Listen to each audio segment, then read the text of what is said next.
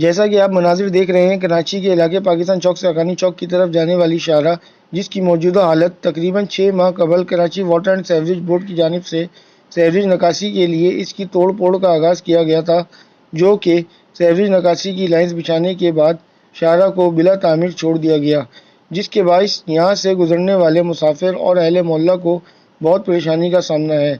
اہل محلہ کا کہنا ہے کہ کام کو مکمل تکمیل تک نہیں پہنچایا گیا، ابھی بھی نکاسی کا کام باقی ہے۔